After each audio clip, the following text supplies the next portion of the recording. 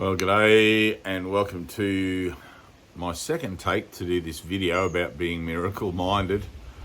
The first one, I was listening to it after it finished and didn't quite capture the spirit of what I wanted to convey.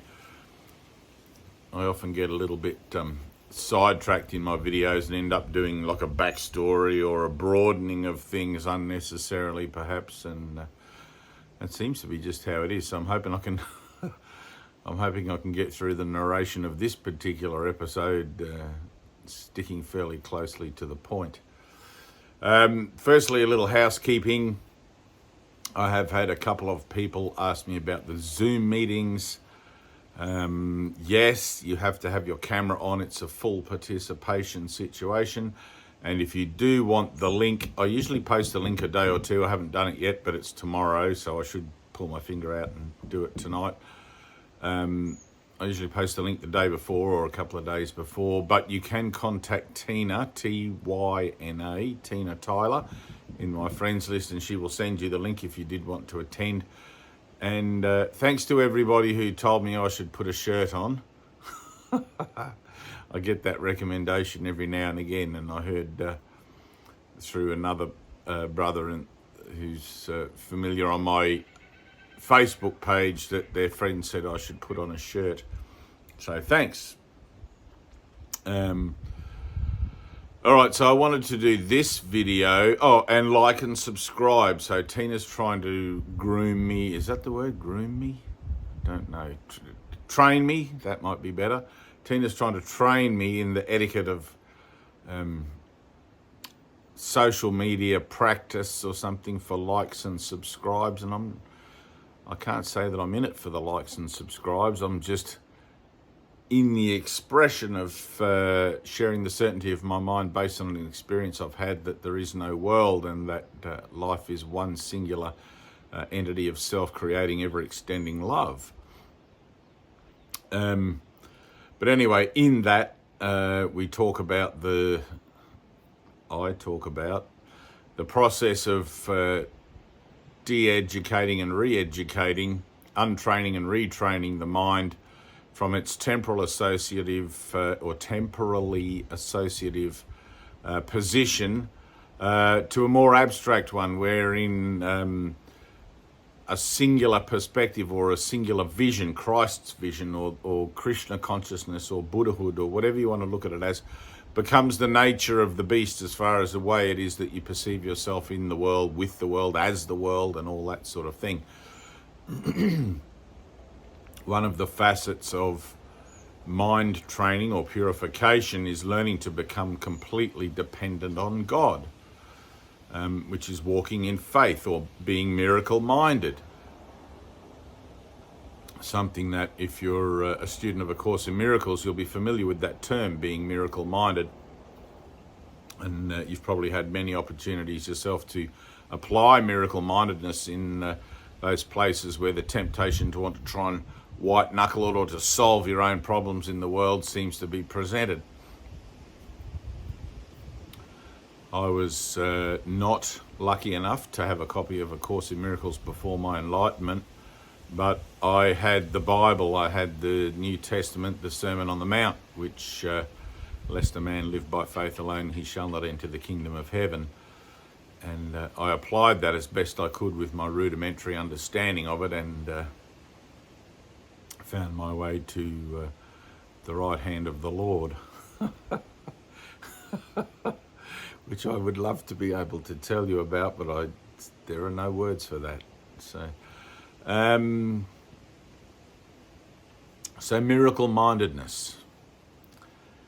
Miracle-mindedness necessitates that I give up all my agendas, all my hopes and my dreams, and take the next step that I take in faith and allow the Lord to support me. Because the purpose of all my spiritual work is to come to the realization and to the happy realization and to the place where I'm revelation ready with every step, learning to walk and abide more closely with the divine within and without, which we call God. Miracle-mindedness is an attitude. It's a saying yes to that which is not comprehensible, which is why it's called miracle-mindedness, not I can work this out for myself mindedness.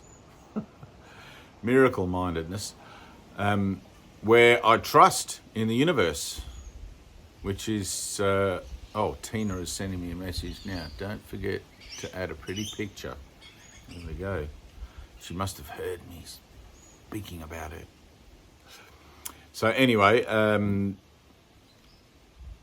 as I become more and more willing to become more miracle-minded in my life, I start to notice things like synchronicity, which is not really synchronicity, but I don't want to get into that because I'll end up on a big side story.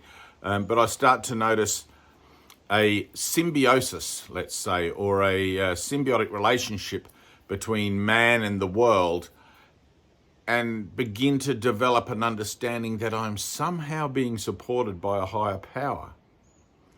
Now, the temptation born of bad programming, let's say, or errant education, or the education of the world, will tell me that I have to scramble and save and make my own way through the world and do the best I can and live in this idea of survival mode that people tend to call it these days, until I get to the end of it and crawl into my pine box, which doesn't make any sense. May as well do it now if the rest of your life is just going to be a struggle. So the opportunities that show up to learn to become miracle-minded are going to look like the very relationships you find yourself in from day to day, and they will involve relationships with your religious and spiritual beliefs, perhaps physical relationships with other people, relationships with perhaps society and government, things like that, relationships with money. Most certainly, almost everybody has some degree of poverty consciousness, and other relationships with the world at large, perhaps. But I wanted, because money is a common one for most people, I wanted to offer some insights, I guess, on that. Not so you can become more abundant. I mean, there's nothing worse than being abundant, because it implies lack in the very outset.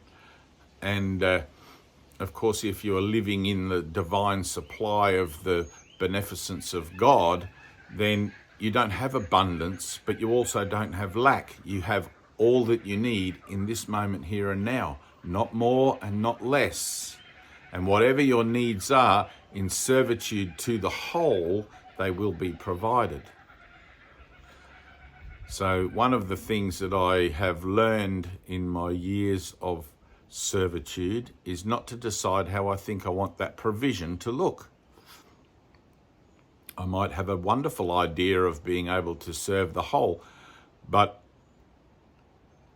it is my duty, I suppose, or my tradition, or my practice, or my discipline, to always be critical of my own ideas, to offer them to God. Father, what about this? Take it from me if it's not necessary. Heal my mind of this if it's not something. And of course, when you become quite enamored with your spiritual discipline, you'll want to just naturally begin to help others. You'll want to express from the heart and express from the determination of your mind and offer to others what you've found for yourself. And eventually you get to the place where you realize there are no others. There's just you and God. There only has been and always has been. And I have to put my finger there on my nose. And that, of course, is the point that usually arrives at most people's consciousness, awareness, usually just prior to enlightenment or illumination. Now she's sending me a picture of something. It's the back of my truck. So miracle-mindedness I have to lay aside my agendas. I have to lay aside all my hopes and dreams, my wants and desires and all those things. Om Namah Shivaya. Let go of all desire. And enter into this moment free of any predetermined notions or secret agendas or hidden little backstories I have about how I think I want things to look, and to step with no clue, literally no clue. Here I am, Lord, whatever, just use me, into the moment, and allow yourself to be caught and supported and everything else. And that's usually going to happen at the 11th hour. In the several times that I have been on my knees in such dark places and prayed for a solution and a miracle, and the integrity and the heartfelt integrity of that prayer has been so honest, I can't deny it. You get up from your prayer and you just go, man, that was a thing. You know, sometimes you get up and you just like, nah, that was just lip service. You know it. But in those times that I've been answered, and I'm always answered, I suppose, but in those times I've been answered in a way where I can recognize the answer without a doubt. It's always been at the last moment when I actually let go. And a couple of times the answer's been there all along. Have faith, have trust, all these sorts of things. Miracle mindedness. I don't really know what to say about it, because faith is its own reward. And when you take a leap of faith, when you just say fuck it, sometimes you just have to say fuck it. And people often look at me with a surprise when I swear, when I use a swear word or something. They think that's not good for that. You shouldn't, you know, you're a man talking about spiritual things, you shouldn't swear. But fuck it is actually a spiritual teaching, and it's a legitimate spiritual teaching that I learnt from one of my beautiful teachers, Willem, who has since left the realm. And it's simply an expression of a state of mind wherein you realize you cannot do a damn thing, and you fall into the beauty and the defenselessness of divine surrender and allow it to happen. That may necessitate the release of all of those emotional energies that have been clinging on and holding on to hope and holding on to everything else. And it's like, oh my God, there will be this temptation when all that stuff comes up and you say fuck it and everything else starts to get released. You'll want to adjust. The natural tendency of the mind is to want to adjust to its own actual healing, even though that's the whole purpose of its presence and the whole purpose of its position on earth, healing. So in the moment where any of that comes up, and it should, if your fuck it is honest, it should bring up all sorts of stuff. Maybe usually within 3 days, I like to add there, but sometimes immediately if the pressure is really like, you know, and be still, let it happen, let that come up. Don't run away from it. The anxiety, the existential anxiety and the fear and the trepidation and everything else, you've got no choice in the matter anyway. Remember, there's a pine box waiting at the end of the road if you choose to avoid your truth. And that energy that's coming up for release is what it is in you that is hiding your truth from you. That's dark light, dark energy, whatever you want to call it, as denial. It's like it's just this whole cellular, whole introspective kind of relationship that you have with an old idea of yourself that no longer serves you. And you really have to be done with it. You really have to say, no, fuck it, I'm done with that. I'm just going to live my life in faith, because I see that anything other than that does not avail me of the kingdom of heaven. And the kingdom of heaven is a heavenly state of mind, a peaceful state of mind wherein the situations in the comings and goings of things in the world don't bother you. You can say yes to things or no to things. You can be part of something or not be part of something. You're in the world but not of it. It really doesn't bother you. If you can give, you will give. If you can't, you'll find a way to give if it's God's will. But the nature of that mind in the maintenance of that state is forgiveness. Simple forgiveness. I'm willing to forgive myself for these thoughts wherein I think and assume that I'm separate from someone else and their situation and their problems and their thing. It's not. If someone else has a problem, it's my problem, because I only recognize a problem in my own thoughts because I give it all the meaning it has. That's why I have to be honest about my triggers. Triggers is something people like to call disturbances to the mind these days. My triggers, my disturbances to my own state of inner peace. Let me be honest about those. Let me be completely honest about those and hide no little agenda of dishonesty anywhere. The slightest little sigh of discontent, not this again, is a veil over intense fury. And believe me, I know of intense fury. I was terrified of allowing it to be healed. I was terrified in that moment that it was recognized by me as potentially a murderous rage within, of how it would look if I released it. I was lucky when I released it that it had minimal outward effect.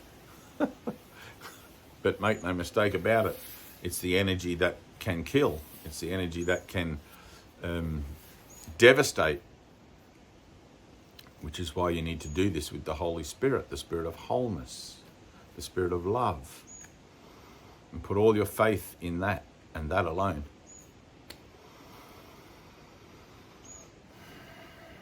There is no lack in God. And when it comes to money, I often have people asking for money, and I feel obliged initially to say, yes, here, have my money, have the shirt off my back.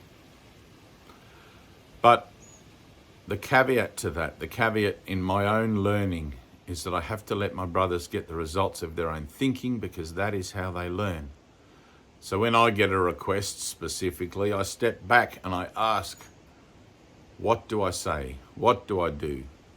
All of these sorts of things. And sometimes my yes looks like a no. Sometimes it's a yes.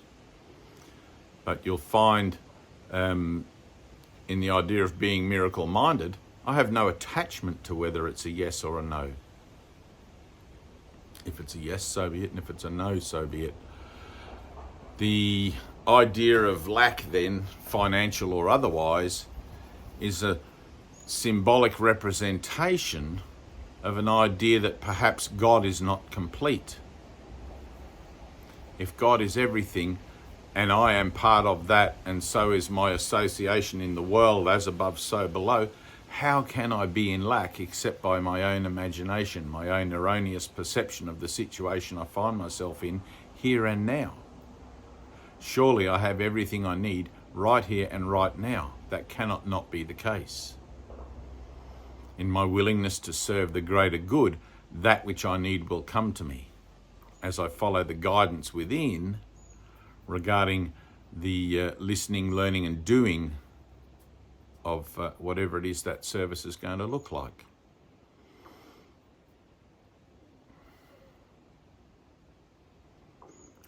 Never more than you need, never less than you need.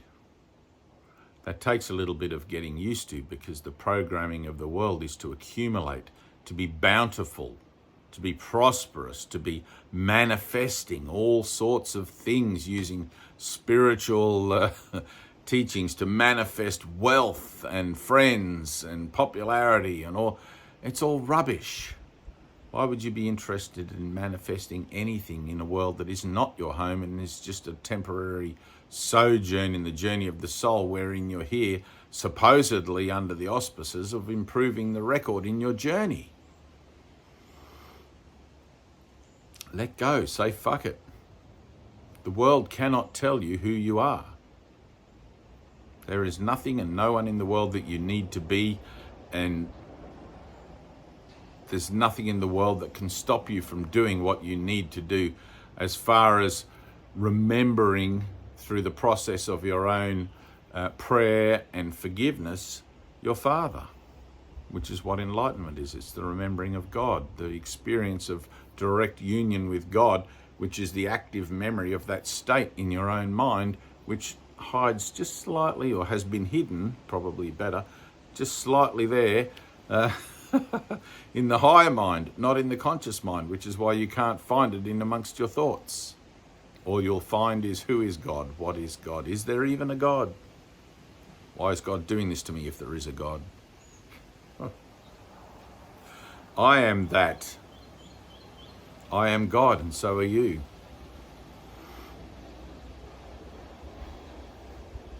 All things are one, as above, so below. The process of healing then is simply the process of forgiving all things that don't represent that sense of oneness.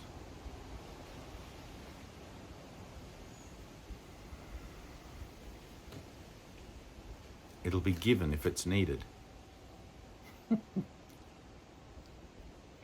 If it's not needed, it won't. There's nothing on heaven and earth that can bring anything to you other than that which you're supposed to have for the greater glory of God, or to speed your way to that 6-foot hole and the pine box, depending upon your chosen purpose in life. My chosen purpose is simply to be happy, to be at peace. That's all. I'm not interested in accumulating anything or being anyone, or this is not me. It's just an avatar. Peace.